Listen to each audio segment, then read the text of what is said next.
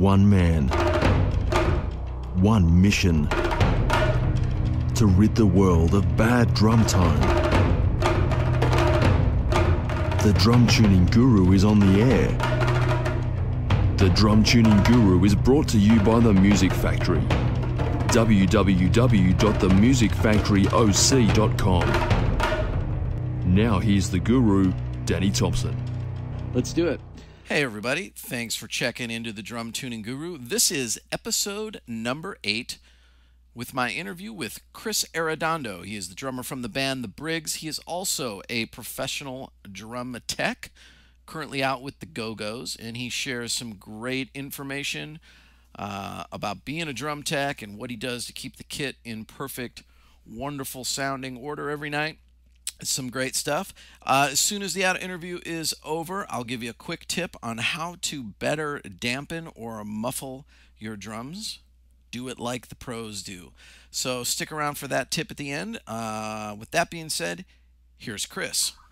All right, guys, thanks for tuning in and joining us here for another episode of the Drum Tuning Guru. Got a great guest for you, Chris Arredondo. He's the drummer for the band called The Briggs, and we've played together a few times, right? We have, a couple times here and there. A few times. He's also a professional drum tech and a drum builder, so we should have some great stuff for you. Thanks, Chris, for spending some time with us today, man. I really appreciate it. No problem, Danny. Thanks for having me. My pleasure. So why don't you give us a little background on your drumming life? Oh, geez. Let's see. I started drumming back when I was 16. I guess I started a little late in the game. But, 16, saved up some money from my summer job that summer and bought myself a kit because the parents wouldn't do it. Said it was too loud. So saved up money, bought a kit on a Wednesday, played a show on Saturday. So it was awesome. It was right in. Yeah, I jumped in. That is jumping into the fire. Yeah, jumped right into the fire. So did a few bands in high school, and then got serious with the Briggs. We were another band originally. The name was different, but when I was about 18, we toured with that. Basically the same band, but then a couple of years later, changed the name to the Briggs, and never looked back. And I'm 31 now, and been playing drums the whole time, which is great. Just played for a few bands here and there, but the main band was the Briggs for the whole time. Mm-hmm. Now, did you guys just get off the road recently? It looks like you guys have been touring a lot. We haven't really been touring much in the past couple years. Kind of on hiatus right now, I guess you could say. I broke my wrist a couple years ago and had surgery and wasn't sure if I'd ever be able to play again. So I left the band for about a year and a half, and they had another drummer come in and do a couple tours with them. And then once I realized that I was able to play after surgery and physical therapy and all that for a long time, I rejoined the band. So ever since I rejoined, we kind of didn't do anything. It was kind of weird, but it was fine because at the same time, I started playing drums for Devil's Brigade, which is Matt Freeman from Rancid. That's his side project. So I did a tour with him, and then just started when my wrist broke, I was just kind of bummed, because all I know is drumming. Sure. So I decided to stay in the whole touring thing and got into tour managing and drum teching and just being a stage manager for different bands. So as soon as I realized that the Briggs were kind of just going to be on the back burner, I went full steam ahead, trying to work for as many bands as I could, whoever would hire me, So been doing that for a few years. Who have you been drum teching for recently? Well, the past year and a half, I've been working for the Go-Go's, drum teching for Gina. So that's pretty cool. I dig that, Yeah. Yeah. I just got off the road with them about 2 weeks ago. So just kind of laying low right now, working, building drums for Spawn Drum Company. So on my off, when I'm home, I'm building drums. When I'm not home, I'm having fun on the road and tuning drums all day. So it's like I do the same thing when I'm home or not. Right. How long have you been working for Spawn? I've been working for them for about a year. That was, it was, I was in this little rut where I was like, I don't know if I want to tour anymore. I don't know if I want to stay home. And I was like, well, I'll find a job. And of course I find a job building drums. So, it was, Gotcha. that was about a year ago, but they're super cool there, and they let me go on tour when I need to go. And when I'm home, I'm building drums for them. Excellent. Yeah. Occasionally I'll get an email or Facebook message or something from somebody who's like, oh man, do you need a drum tech next time you go out on tour? Or I'll get people asking me, and I don't really know exactly how you would get into it, so I'll ask you, but people, ask quite often, hey, how do I get a gig as a drum tech, or how do I get into that industry? So I think that would be something that you could probably shed some great light on for people. I really wish that I could, but it fell in my lap, man. I wish I could tell you that there was a formula for it, but there isn't. It just fell in my lap. It was just word of mouth from buddies that tour, and a production manager calls a friend and he says, "Hey, I need a drum tech." Oh, I know a guy. Call Chris. So, did you start with some smaller bands and kind of then work your way up to a Go-Go's size gig? Well, when I broke my wrist and decided to go into tour management, that one fell into my lap too. I got a phone call out of the blue from the Buzzcocks saying, "Hey, can you tour manage us?" And I was like, "Yes, I can." So, yeah, that was that. I went on tour with them, and I was doing everything. I was tour managing. I was stage manager. Just taking care of them as an entire band. And so while I was on stage, I'd, obviously flocked to the drums first. I was like, "Hey, I'll set this up for you." Okay, cool. And then started tuning his drums for him, and he loved it. And went from Buzzcocks to Fishbone, and I was stage manager for Fishbone for about a year, and doing the same thing, But with Fishbone, I'm taking care of everything. It's like, that's one thing that you need to know everything. It's like you can't just focus on drums or focus on guitars or focus on bass or whatever. It's like, if you really want to make yourself look good, make yourself worthy, so I know how to set up a guitar. I know how to set up a bass. I know how to, if something goes wrong internally with a guitar or a bass, I can rewire those. But I also know how to tune drums and set those up. So that just kind of, it helps knowing a bunch of stuff, and then word gets out. I think that's a great point, because, certainly I think with, a lot of, not even small bands, but mid-sized bands, a lot of times, I usually never go out with a drum tech. Right. And, a lot of times we'll bring one or two guys, and, they kind of got to do Johnny on the spot. They got to do a lot of things. And the guy that came out as a guitar tech, as time went on, started, getting my kit 90% set up for me. Right. Just so I, would do the rest. And, it was kind of that thing where he was really taking that under his wing to, like, I want to learn this, how do I do it? And things like that. And, obviously if you're looking to, be working more often, the more versatile you could be, the better. Yeah, that's definitely a good tip, is to be versatile, to know everything on stage. It's like when I started working for Fishbone, I had no idea how to put together a saxophone. But, that guy plays that's not saxophone. Right. So I had to set up like every saxophone that he had every night. And like, okay, well, just show me how to do it. And you got to learn. You got to be quick on your feet. You got to be willing to learn, and you got to be willing to learn quick. And that was it. It was like, I learned how to set up a saxophone. Okay, cool. all right, I'll learn how to set up your trombone too. It's like, it's like, I think you got a leg up on the resume now, though.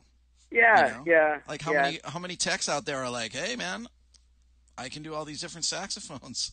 Yeah. That's the cool thing, is that like you learn stuff and you can put it on your resume. You let people know that you're worth taking on the road, and that you're worth a certain amount of money that you ask for.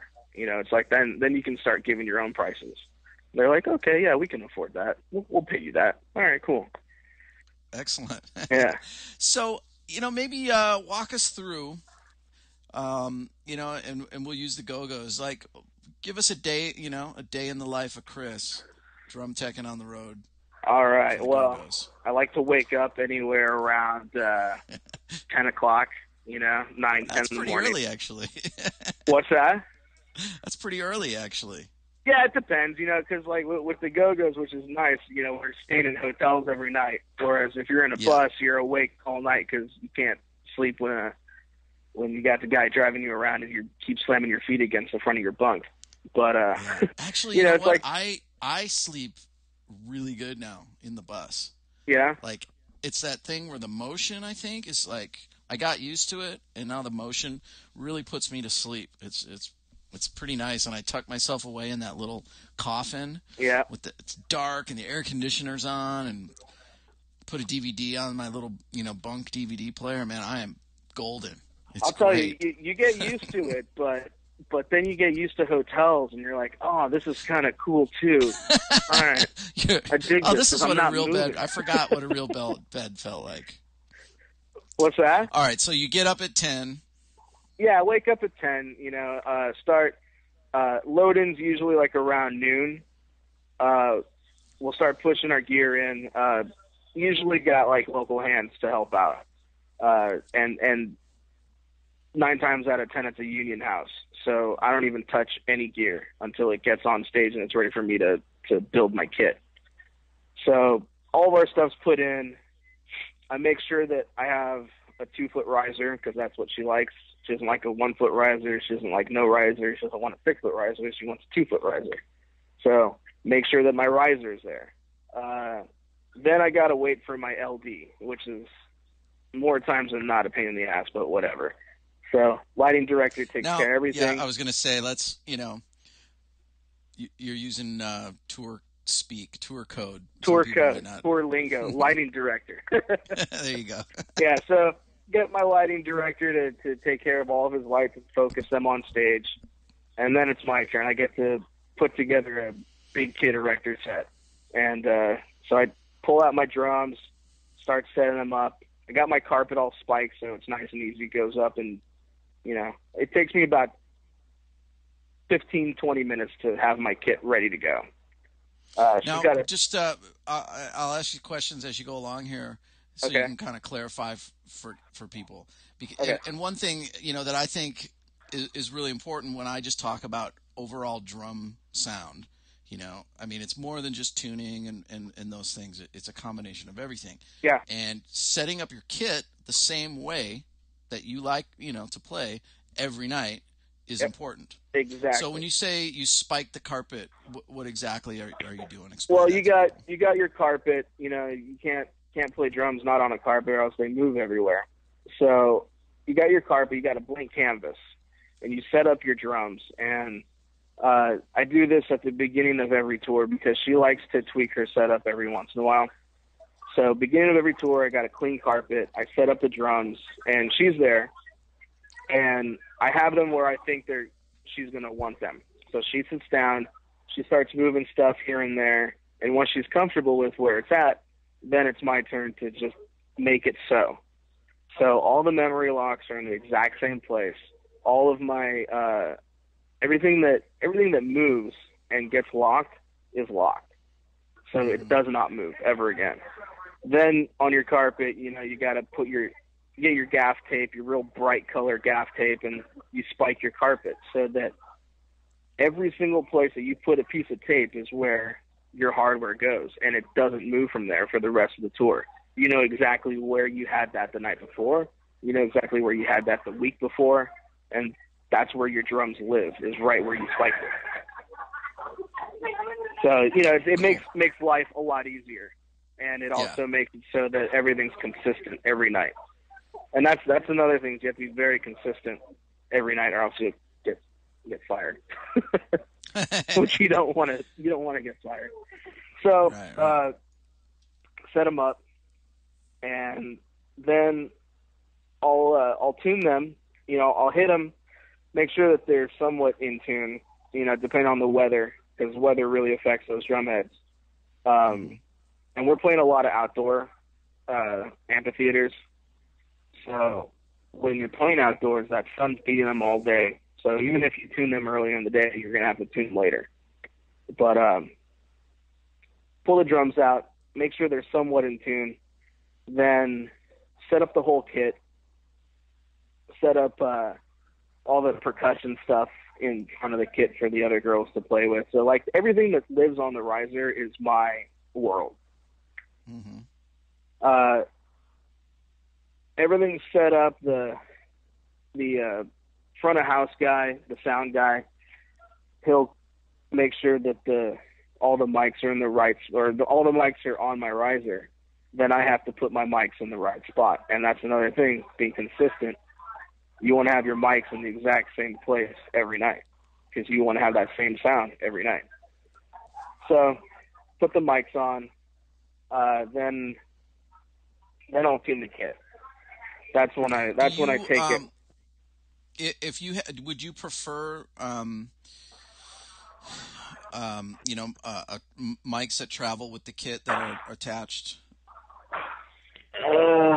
Over using like what the house is providing each night? No, well, we'll travel with our own mics, but I won't travel with mics that are actually mounted in the drum. Mm-hmm. You've seen those, right? Where they have they're actually mounted in the inside the shell. I'm not a big fan of those. I don't care for that either. Yeah, but do you have the mounting, external mounting hardware, already mounted, on the cymbal stands, under the cymbals, or anything like that? No, we don't mount on the actual hardware. We just mount to the rim of each drum that it's miking, and then with the snare it'll be 2 small boom stands. The kick drum, that's the one thing though. The kick drum, I do have a mic that lives inside of the drum, but it's not mounted. It's just resting on the foam on the inside, like the padding, Gotcha. the muffling system. So everything's mic'd, and that's when I start to tune them. Because they're usually basically in tune. You just got to tweak them here and there. So start to tune. Always like to have either my resonant head either same note or maybe a little bit lower of a note than the top side, than my beater side. It gives you that. It doesn't have that roll off at the end when you tighten that reso head so that it's higher. It gives you kind of like that, that roll off at the end of the note, and that just carries on forever when it's coming out of a PA. Mm-hmm. It's cool for different styles of music. If you really tweak it so that you don't have as much roll off, the overtones are kind of in the same note area. Mm-hmm. But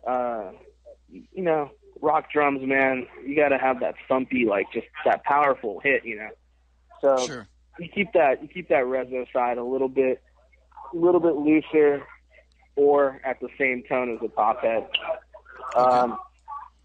Get that top head nice and even everywhere, and make sure that it's consistent.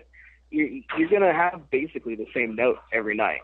I'm not pulling out a tuning fork every night and making sure that it's the exact same note, but it's consistent. It's around the same area. Gotcha. You want to have what's that? I was going to ask, how much input does Gina have on the way you're tuning the drums or the tone of the drummer? Is she kind of just letting you roll with it, and she's super stoked that with what you're doing, or is she giving you kind of some preferences? Or she let me kind of go into this with my own ideas for her sound. And then she realized that she liked my sounds. So cool. That was kind of cool. Yeah. You know, she's gone back and forth a few times between different snares on different tours. So it's going to sound a little bit different each time. But, you know, when I started working for her, she was using a 13-inch snare. Now she's using a 14-inch snare.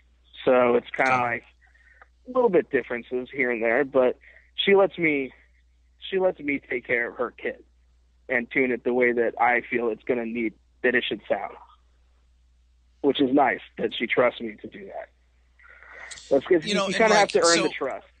Sure. Absolutely. Yeah, absolutely. So, you know, like when you went into this gig for the first time, you know, were you thinking about, you know, the style that the Go-Go's play, and, you know, what did the record sound like? What were the drum tones on the record? You know, were you going for a certain type of thing, or just kind of doing what you had done for other rock bands? Or, you know, how much does that play into it as you work for these different artists? It all depends. Yeah, it all depends on the artist, because different artists have different sounds, even if it's in the same genre.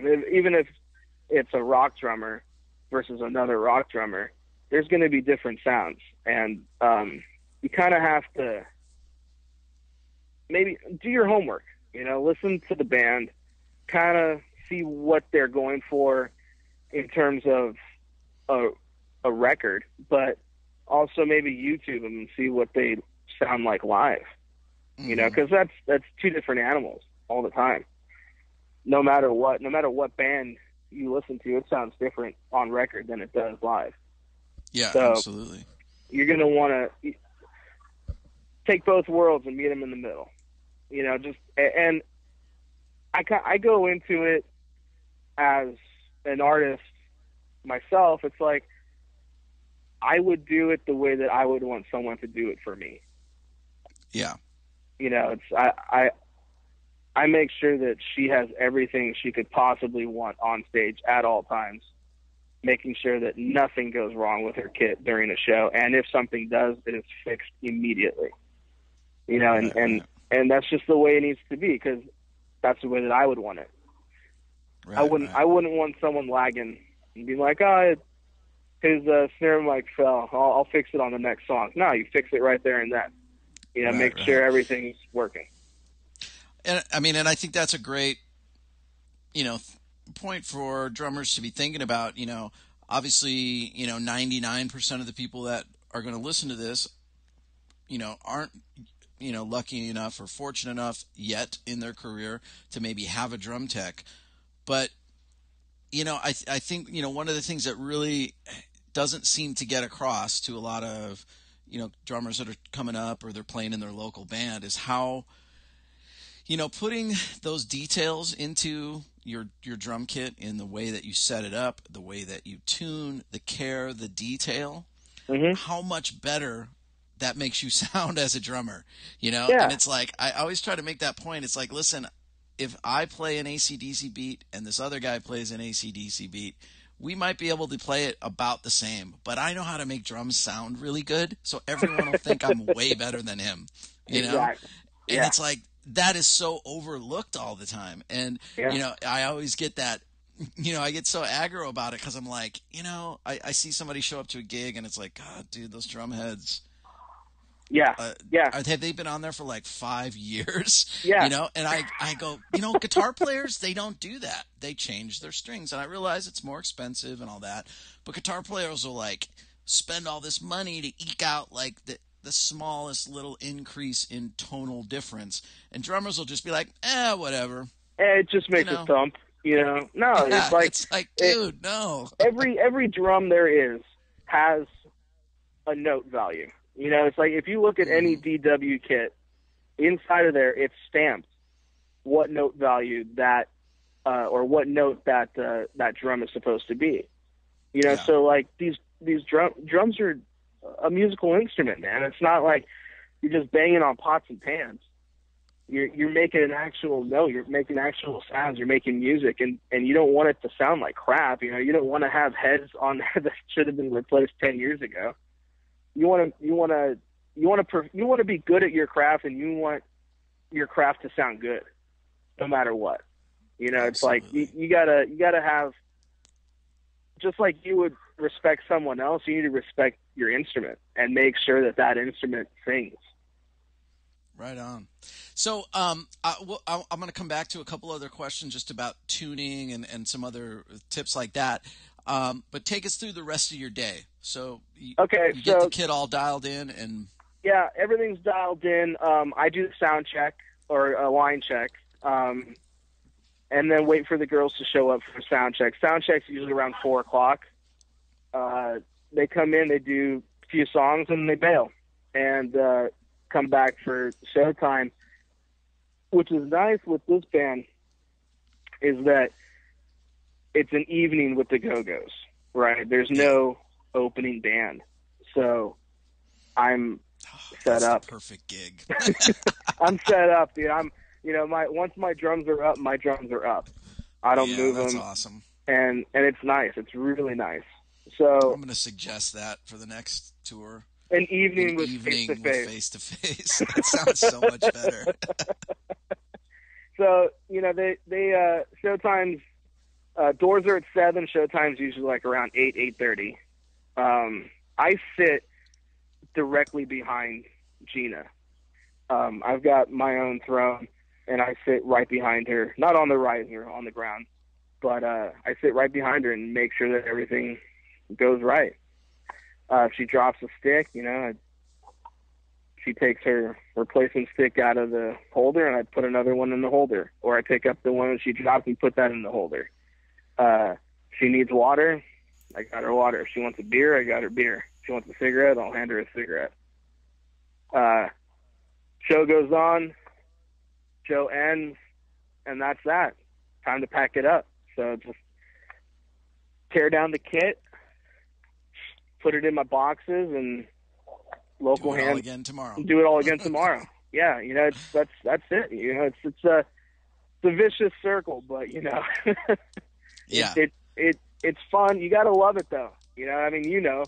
If you don't love being on the road, you're gonna hate it in a week. You're gonna hate it in less than a week. We've been home for quite a while. And, we started a new record actually last week, and it'll probably be spring before we go out. And I've been it's like I love to be at home, and I have all these other things that I work on and do, and I have the music school and, these other projects that I'm working on. But if I'm home for, several months, I start to get kind of bored. Yeah. And I can't wait to go tour. Then once I'm out touring, after you're out for a while, you're like, man, I can't wait to get home. It's like, and then you get home for a week, and you're like, oh man, I wish I could go back out. Well, for me, one of the things I like, I do love to travel in general. I love seeing other cities and other towns and other countries, and it's amazing. And yeah, I'm really fortunate to have been able to do it like yourself, and travel in a band is like one of the best ways to see the world, I think. Yeah.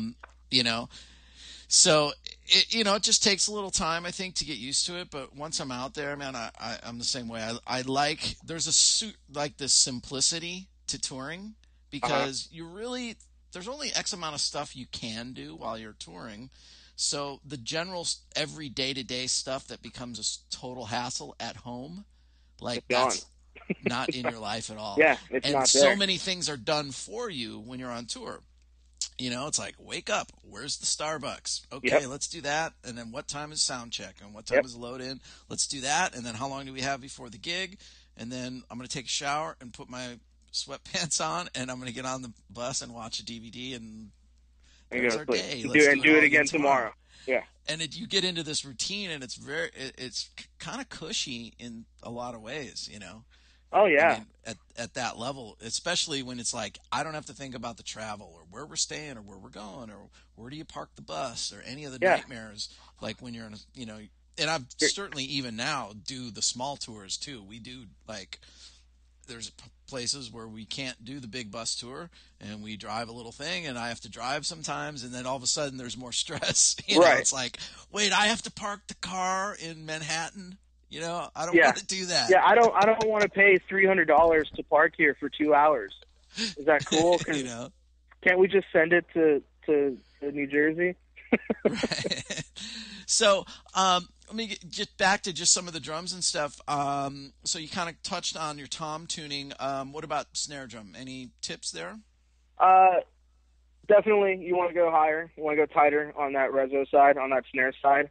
And then it's up to you on the top. You know, on your stick side, it's like everyone's got their own snare sound. Mm-hmm. So, you know, if you want that loose, thumpy, like hardcore 82 sound, you're gonna have Right. you know, barely any tension on that snare. But if you want to go like you're in a fusion band, you're gonna tighten the crap out of it, you know.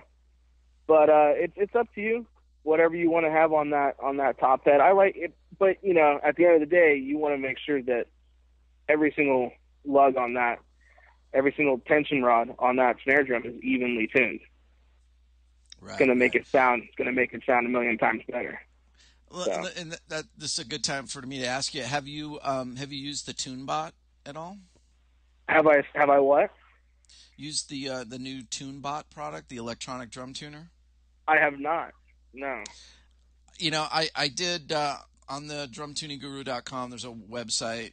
That's the website, and there's a video review that I did of the product on there. You might really want to check it out. You know, I mean, it's that thing. I know somebody like yourself, you can get the tension rods all evenly pitched by ear. Uh-huh. But at the same time, the TuneBot, it really does work in helping you do that.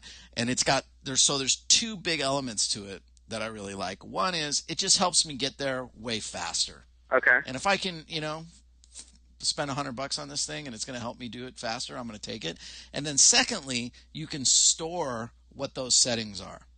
Oh, that's so pretty that cool. when you swap out the heads, boom, I know on the 12-inch rack tom that the top head, each lug should be tension at 82 hertz or whatever it is. Uh-huh. So when you talk about that consistency, once you find that resonant frequency for that drum where you're like, yeah, this is the note that this drum really likes to sing at, now you can take that measurement and you can get those drums back to that exactly every time. That's pretty cool, man. So I'll have to check it out. I remember those. What was that? The drum dial. I remember when drum those. Dial, yeah. You know, but those were I kind messed with it for a while. It's not accurate. It's almost unusable on a snare drum. Yeah. You know, because the tension, just with the higher tension that most people have the snare drum head at, it just doesn't seem to really register. Like you could turn the drum key like a full turn, and the dial wouldn't even move. Yeah. So I ended up just kind of, it was similar. Like I got the drums where I liked them, and I took an overall reading just in the middle of the head and go, okay, the snare, you know, batter side is at this tension. So that when I would, like, if I was in a mode where I needed to swap the top and bottom head out, you know, I could ensure that I got it back to that same rough spot that I liked it. It worked for that. But I would definitely recommend the TuneBot. I think it works really, really well. I'll check that out. I'll definitely check that out. I'm sure you can call them and get one for free. Ah, awesome. All right. So just some gear questions here. Tell us maybe a little bit about the gear that the Go-Go's are using as far as drums go. As far as drums go, we got it's a DW collectors. It's what do we got here? We got a 10 by 12 rack, a 12 by 14 rack, and then a 14 by 16 floor tom. Then the kick drum is a 18 by 20. So she's got that real punchy kick drum. Mm-hmm. Snare wise, like I said earlier, it differs. You know, she's changed them up on every tour. We started off with the DW Edge drum. You familiar with that guy? Yep. Yeah. That guy's pretty cool.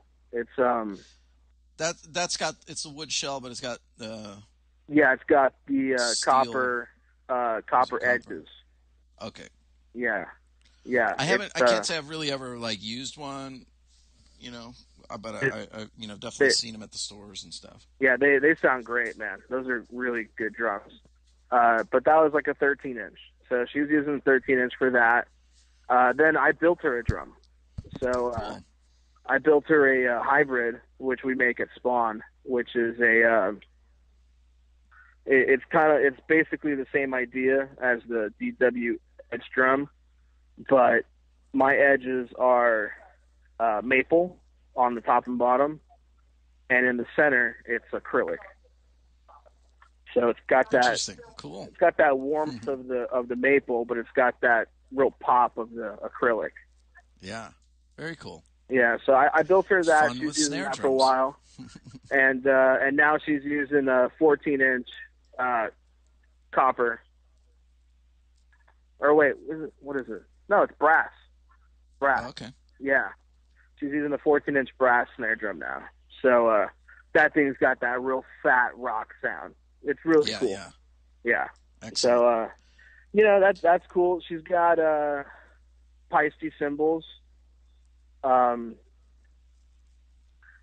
my taste, they're really bright. I'm more of a traditional sounding cymbal guy.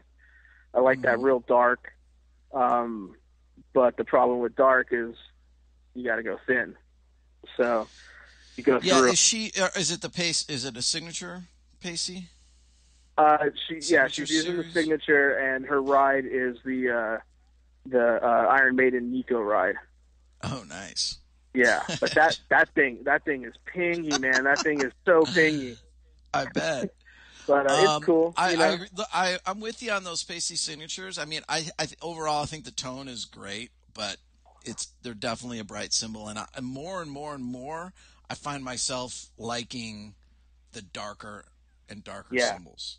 I love dark. I really like in a rock setting, like some people get this hi-hat recording where it's like, there's the high end that you need, and it sounds so weird to tell somebody that you want the hi-hats to sound warm, and like mid-rangey, but there is this thing that certain people get, and I love that stuff. I love dark cymbals, but when I was playing, I had a endorsement with Istanbul cymbals, and I love those cymbals. They're great sounding cymbals. The only problem is that they're not made for rock drummers. They're not heavy hitting cymbals. They're made for jazz guys. So I'd get up there, I'd be slamming the hell out of those things, and I'd break 10 a tour. It's like, oh, okay, well, these sound great, but they don't take a beating. Yeah. So that's you gotta have to have that gift. It's like, well, on one hand, I love the way they sound. On the other hand, I'm breaking them like crazy. So. Well, and I think that's in all the gear that you're using. When you're choosing your drum heads to go on tour, and your cymbal choice and your sticks, it's kind of that you're weighing out those things. Yeah. Because like what I might use drumhead wise in the studio is almost always different than what I use on tour. Way different. Just from the standpoint that I can't, you want to have even if I'm, that's endorsed and I tour. can get, the drum heads, I can't change them out like every show. Right. Yeah. Yeah. So, what drum heads are you guys using? Currently we're using Evans.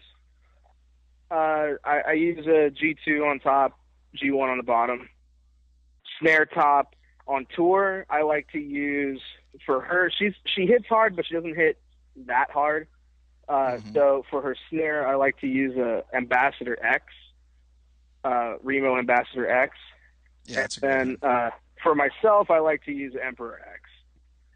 It's a little bit beefier, but she doesn't hit as hard, so she doesn't go through those heads as fast. Emperor X on snare drum, and then Ambassador X on the toms is awesome.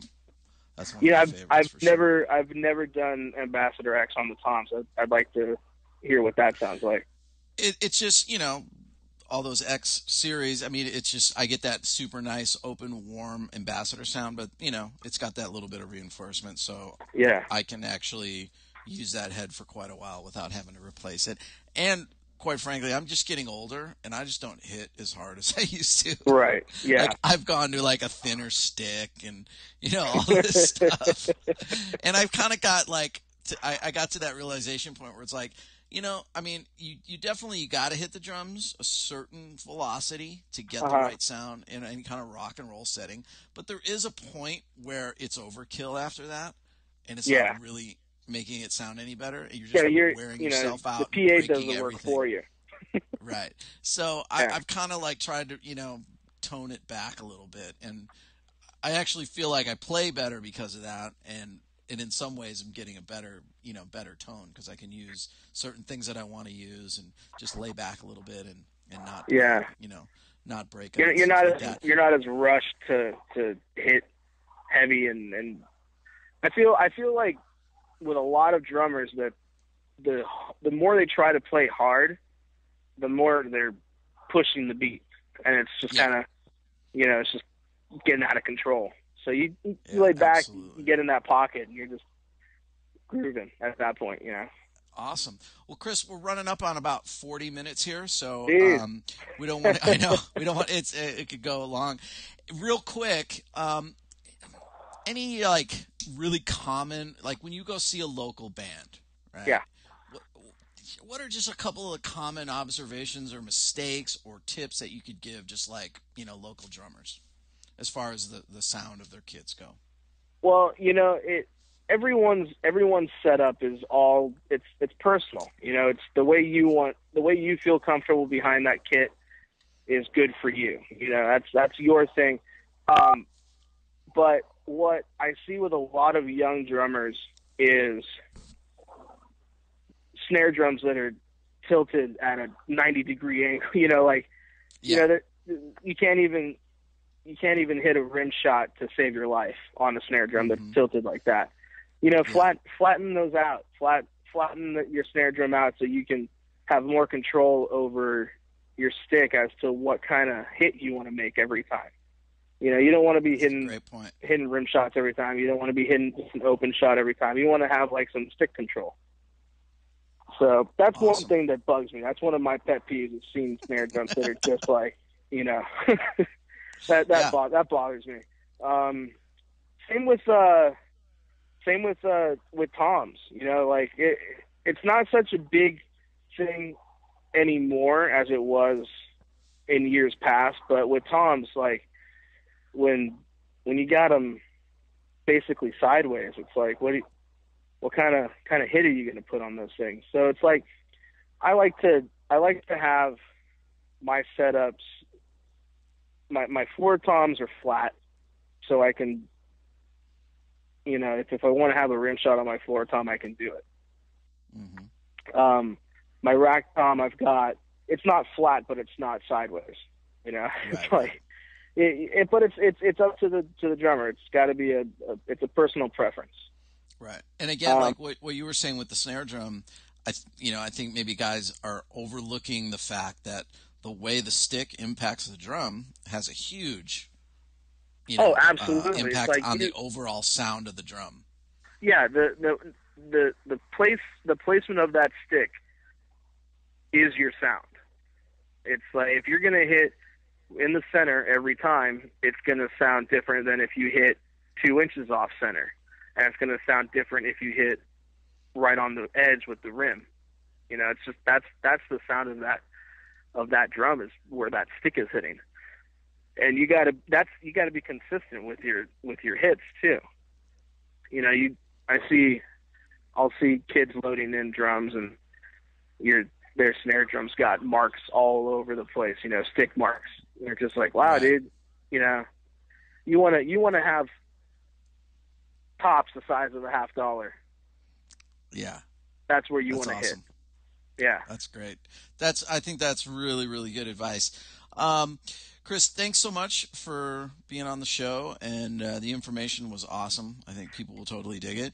If anyone out there, when you hear this, if you have any specific questions for Chris, you can send them to me, and I'll forward it on, and we'll make sure that we get your response and get it back to you. Absolutely. See you out there playing at all, the Briggs, anytime soon? Are you guys talking about getting back out there?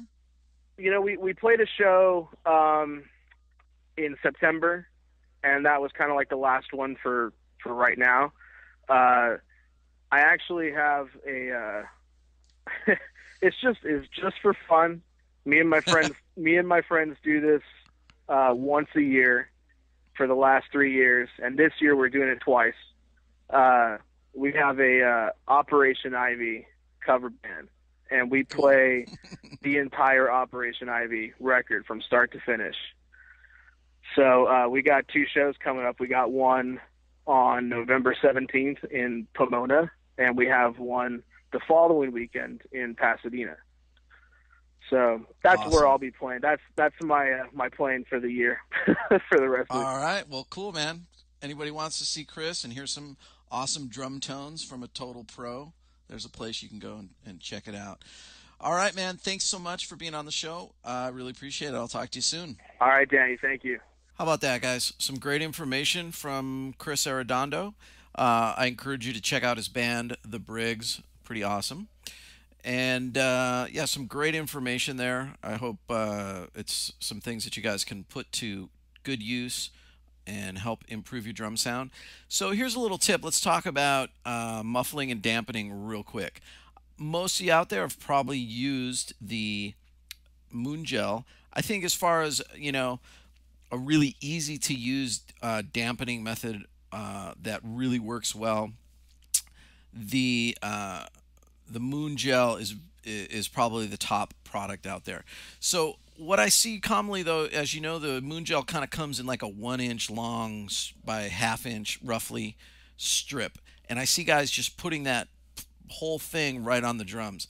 That's way too much muffling, at least in 99% of the cases, unless you're going for a certain effect. And it's also too concentrated in one area when you do it that way. So what I would recommend, and this is something I learned from a drummer friend of mine, Kenny, he would take that Moon Gel and cut it into like centimeter square pieces. So each one of those 1-inch strips would create, like 12 little centimeter by centimeter little squares. A lot of times, just 1 or 2 of those strategically placed around the drum can really get you just a tiny bit of muffling or dampening that you might want, and also center the sound a little bit, but not completely choke out and flatten the sound of the drum. So experiment with that a little bit. If you really start looking at a lot of kits, you might notice guys doing that. So that's a little insider tip that I think will really help you out. Other than that, I hope you enjoyed the episode.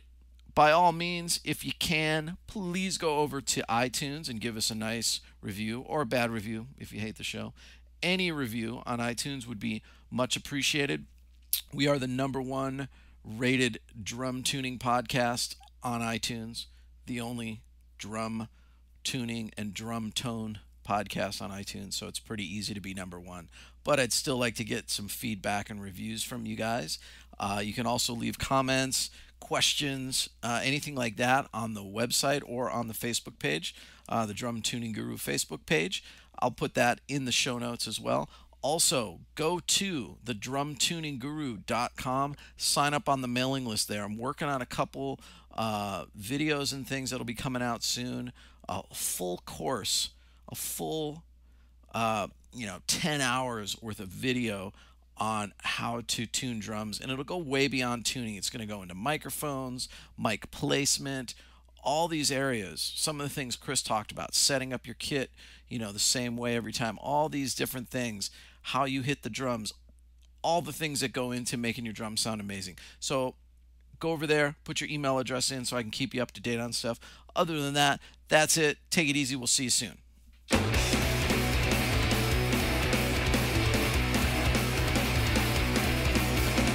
You've been listening to another episode of the Drum Tuning Guru, and you're now one step closer to making your drums sound amazing.